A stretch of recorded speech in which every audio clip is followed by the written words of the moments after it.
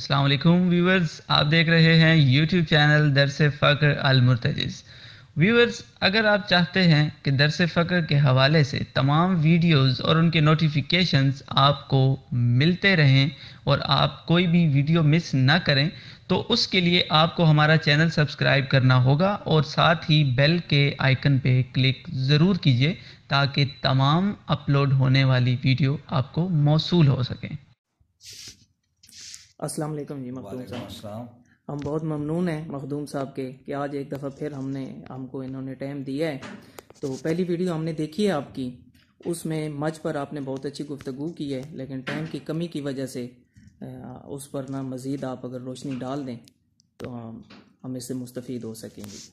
जी बिस्मिल्लाहिर्रहमानिर्रहीम। बहुत मेहरबानी कि आप मुझे याद करते हैं और ये चीज़ें लोगों तक पहुंचा रहे हैं। तो पहले मैं अपनी एक कमी का आपको बता दूं कि जब मैं किसी खिताब पे जाता हूं, किसी इज्तिमा में जाता हूं, तो काफ़ी लोग होते हैं, तो मेरी जो सोच का जाविया होता है वो एक्टिव होता है। लेकिन इस किस्म की रिकॉर्डिंग जो हम स्टूडियोज़ में करते हैं तो वहाँ बाज़ औक़ात स्लिप हो जाते हैं लफ्ज़, लाख का हज़ार कह देते हैं, हज़ार का 100 कह देते हैं। इसी तरह एक बार वो वानर नस्ल का हनुमान के मेरे मुंह से रावण निकल गया। तो ये छोटी मोटी कमी है, बात असल को समझने की आप कोशिश करें, क्योंकि अल्लाह फरमाता है मैंने इंसान को ज़ईफ़ पैदा किया, जल्दबाज पैदा किया। तो ये कमी हमारी खलकत में है। जहाँ तक मच का जिक्र है तो मैंने आपको बताया कि मच की जो मुजिद है ये बीबी पाक फातिमा ज़हरा है। सबसे पहले आग की मुजिद यही है। उसके बाद कुरान के मैंने हवाले दिए थे सूरह वाक़िया में कि अल्लाह फरमाता है इसका एक शजरा है जिसका मैं मुंशी हूँ और इसमें मेरा तज़किरा भी है और मुकव्वीन का ख़जाना भी है। फिर मैंने आपको बताया कि हज़रत मूसा अलैहिस्सलाम को इसी मच से, आग से नबूवत अता हुई, खुदा बोला मच से। तो ये रूहानी हकायक हैं इस आग के, मच के। तो मैं आपको बता दूं कि फ़क्र में भी मच एक बहुत बुलंद मंजिलत का हामिल रहा है हर दौर में, क्योंकि हर मज़हब को देखें शम्मा जलाते हैं। बुद्ध मत में आप चले जाएं, हिंदुओं में, मुसलमानों में जब कहीं जाते हैं दरबारों पे, वो अपनी मोहब्बत के दीप शम्मा की सूरत में जलाते हैं। तो वो भी एक आग की नुमाइंदगी होती है। अब खाना काबा आप देखें, ये जिसे मकाम हतीम कहते हैं, ये वो मकाम है जहाँ इमाम ज़माना सरकार, इमाम मेहदी सरकार आकर मच रोशन करेंगे। हतीम भी आग ही से माखूज है लफ्ज़। इसी तरह आप देखें अजमी नबी था एक, हज़रत ज़रतश्त अलैहिस्सलाम। उस दौर में जब फ़िरौन और जो थे ये बादशाह जो बन जाता था, उनका ये नज़रिया था कि उसमें खुदा हलूल कर जाता है, लिहाजा वो खुदा बन जाते थे। तो हज़रत ज़रतश्त अलैहिस्सलाम एक अजमी नबी थे, तो उन्होंने एक बहुत बड़ा मच अलाव जलाया। उनके फुकरा जाते, उसमें हर वक्त वो उनके शोलों को रोशन रखते। और हज़रत ज़रतश्त अलैहिस्सलाम का दावा ये था कि जो कहता है कि मैं खुदा हूँ, मैं हर चीज़ का क्रिएटर खालिक हूँ, तो वो आए और इस मच में बैठकर खुदाई का दावा करे। तो अब जो भी खुदाई का दावा करता था उसे रियाया कहती थी, लोग कहते थे, दरबारी कहते थे, जी ज़रतश्त अलैहिस्सलाम का अलाव जल रहा है, उसमें जाकर आप खुदाई का दावा करें ताकि दुनिया को मालूम हो जाए कि आप सच्चे खुदा हैं। तो उस मच के खौफ से लोगों ने खुदा कहलवाना भी छोड़ दिया था। लेकिन बदकिस्मती थी कि उनकी अपनी कोई औलाद नहीं थी। उनके दो बहुत प्यारे फ़कीर थे। बाद में जब वो फ़कीर फौत हो गया तो बाद में हम दस्तारें पहनने वाले मखदूम आ गए, क्योंकि वली जो होते हैं वो खादिम होते हैं, वो मखदूम नहीं होते। उनकी जानशीनी की ताज़ीम करके लोग उनके जानशीनों को मखदूम बनाते हैं। ये भी मौजूद की एक गवाही है, जो मखदूमी है ये मौजूद की गवाही है फ़क्र की सच्ची खिदमत पे, जो पीछे वली खिदमत करते हैं। तो बाद में वो आ गए, तो उन्होंने जो असल फ़कीर थे, जो असल तालीमात थी, जो गस्तासबनामा उन्होंने पेश किया था, उनकी जो इल्हामी किताब थी, तो आप उसको पढ़ें थोड़े से, आजकल भी वो मौजूद है।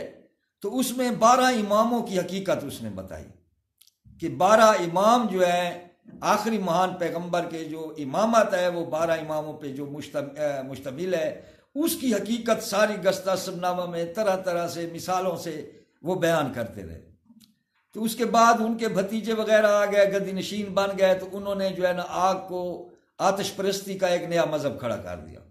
وہ سمجھتے تھے کہ شاید آگ ہی سب کچھ ہے اور آگ ہی خدا ہے اور آگ. تو انہوں نے حضرت زرتشت علیہ السلام کا جو اصل پیغام تھا ان میں بدعت شامل کر دی، جس طرح ہر مذہب کے ساتھ ہوا ہے. ہمارے اسلام کے ساتھ بھی یہی ہوا ہے کہ اس میں جو ہے کئی مذہب فرقے بن گئے. مولویت کو آپ دیکھیں، ایک کی دوسرے کی نہیں بنتی. آپ اہل تشیع کے ایک فرقے کو لے لیں، کوئی کہتا ہے تشہد میں نماز باطل ہوتی ہے علی ولی اللہ کا، کوئی کہتا ہے مستحب ہے. جمعے کے متعلق فتنے ہیں، کوئی کہتا ہے واجب ہے، کوئی کہتا ہے سنت مؤکدہ ہے، کوئی واجب کی بھی کئی قسمیں بتاتے ہیں. اسی طرح جو بھی مسئلہ، آپ ہاروت ماروت اگر آپ دیکھیں تفاسیر کی کتاب میں تو آپ کو سمجھ نہیں آئے گی کہ ہاروت ماروت جہنمی تھے یا جنتی تھے، کیونکہ دونوں قسم کی روایتیں ہیں کہ نوری ناری نہیں ہوتے. یہ بھی ہے کہ وہ چاہے بابل میں عذاب کے نیچے ہیں.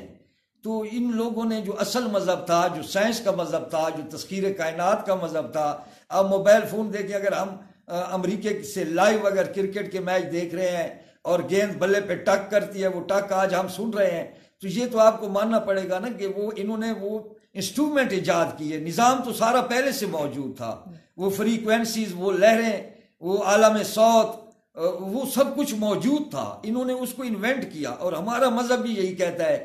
لیکن ہمارے رسول خدا کے بعد جو اصل وارث تھے علم و حکمت کے، ان کے ساتھ دشمنی کی گئی، ان کو تہ تیغ کیا گیا. امام رضا اور امام جعفر صادق دو امام ایسے تھے جن کو مجبوراً ان کو جو ہے وسائل پیش کرنے پڑ گئے. تو آج بھی اٹامک انرجی کے موضوع پہ امام رضا پاک کی کتابیں آپ جرمن میں پڑھیں، امام جعفر صادق کی. کیونکہ سامرا جب ہمارے انبیاء کو نسل در نسل قید کیا گیا، تو یہ کتابیں کیونکہ ائمہ نے سمجھا کہ ہمارے مولوی تو صرف حیض نفاس کے اس پہ لڑ رہے ہیں، وضو کے طریقوں پہ لڑ رہے ہیں، تو یہ کیا تذکیر عالم یا کائنات کو تذکیر کرنے کے راز بتائیں گے. تو انہوں نے یہ کتابیں جرمنی چلی گئی. اب آپ پڑھیں کہ جتنی پوری سائنس کا آج جو کمال آپ دیکھ رہے ہیں، میزائل دیکھ رہے ہیں، ایٹم بم دیکھ رہے ہیں، یہ سب جرمنی سے نکلے. کیونکہ جن لوگوں کی ان کتابوں تک رسائی ہوئی، پھر آئنسٹائن ایک ایسا وجود آیا جو ہر طرف سے ایک مکمل تھا، ان کتابوں کا عامل تھا، عالم نہیں عامل بھی تھا. تو اس نے یہ ٹائم لیس زون کا بتایا، اس نے جو ہے مطلب ہے ٹائم مشین کا کانسیپٹ، یہ سب سچ ہیں. اور جتنے مذاہب ہیں ان کے پیچھے دیکھیں، شیوا دیکھیں، وشنو دیکھیں، شری کرشن داس دیکھیں، بدھ مت دیکھیں، جناب رسول ہمارے انبیاء دیکھیں، یہ سب سچے تھے. لیکن جب ہم آگ کی حقیقت پہ، مچ کی حقیقت پہ نظر ڈالتے ہیں تو ہمیں اس مچ کی لبیک نظر آتی. پہلی لبیک جب حضرت ابراہیم علیہ السلام کو آگ میں ڈالا گیا تو وہ آگ گلزار سے ہو گئی، نار سے گلنار ہو گئی. کل یا نار کونی بردن، اور اللہ نے سلامتی دے دی حضرت ابراہیم علیہ السلام کو. تو آگ نے گواہی دی کہ وہ سچوں کو نہیں جلاتی. اس کے بعد آپ دیکھیں جب جناب رسول خدا کا زمانہ آیا تو اس کی ایک نشانیوں میں آپ پڑھتے ہیں کہ آتش قدح فارس گل ہو گیا. وہ مچ جو حضرت زرتشت علیہ السلام نے روشن کیا تھا وہ گل ہو گیا. یہ بھی ایک مچ کی گواہی ہے سچے نبی کی آمد. اب حضرت سلیمان کا آپ جانا دیکھیں، آواز آنا اور در رسول تک جن حالات کے ذریعے وہ پہنچے. تو یہ وہ لوگ باتیں کرتے ہیں کہ یہ کہ نبی نہیں تھے یا وہ نہیں تھے، یہ وہ کرتے ہیں جن کا علم محدود ہوتا ہے، جو اپنی طرف سے سوچتے ہیں. ورنہ ہر نبی کے وجود پہ موجود گواہی دیتا ہے. حضرت عیسیٰ کی آپ ہسٹری پڑھیں، پہلے لوگوں کو علم ہو گیا تھا کہ جناب روح اللہ آنے والے. اسی طرح جناب موسیٰ کا پڑھیں تو پہلے لوگوں کو علم ہو گیا تھا، اس لیے تو اس نے بچے بنانے شروع دی. شری کرشن داس کی ماں کو اس نے قید کرایا کہ وہ ہستی آ رہی ہے جو اس کا تختہ ناس کر دے گی. تو ہمارے رسول کو آپ دیکھیں، میگزم جیسے یمنی یا بہورا کے راہب دیکھیں، جب رسول خدا جا رہے تھے تجارتی قافلے پہ تو وہ صدیوں سے، نسلوں سے اس لمحے کا انتظار کر رہے تھے کہ یہاں سے عیسیٰ کا وہ ناصر، حامی ناصر آئے گا جس کے متعلق حضرت عیسیٰ نے فرمایا تھا کہ میں خدا سے اپنا حامی و ناصر و مددگار مانگنا چاہتا ہوں، جو ہمارے اس اسلام کو، دین کو پوری روئے زمین پہ پھیلائے. جب وہ آیا تو انہوں نے نشانیاں بتائیں، انہوں نے ادھر ہی وہ کلیسا بنا دیا. اور ایک دن وہ آیا کہ جناب رسول خدا آئے تو اس نے کہا جناب عمران سے، جناب ابو طالب سے کہ اس کو واپس لے جائیں، اس کے دشمن بہت ہیں.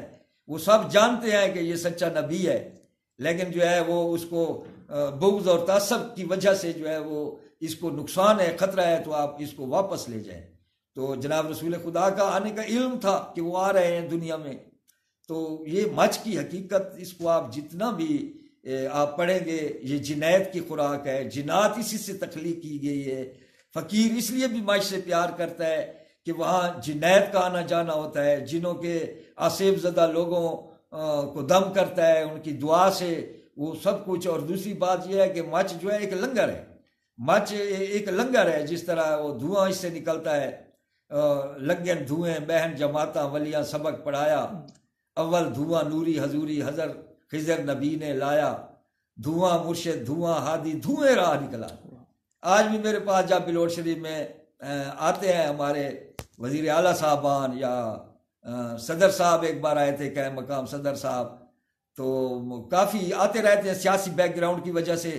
تو ہم دیکھتے ہیں کہ پہلے نیچے پولیس آ جاتی ہے اور وہ دھواں چھوڑتے ہیں آسمان میں، تاکہ ہیلی کاپٹر والوں کو علم ہو جائے کہ یہ دھواں جو ہے یہی نشان دکھاتا ہے، یہی اس کی بہت بڑی حقیقت ہے فقر میں. اور میرے لیے تو یہ کافی ہے آپ کو سمجھانے کے لیے کہ مچ ایک بہت باکرامت حقیقت ہے فقر میں.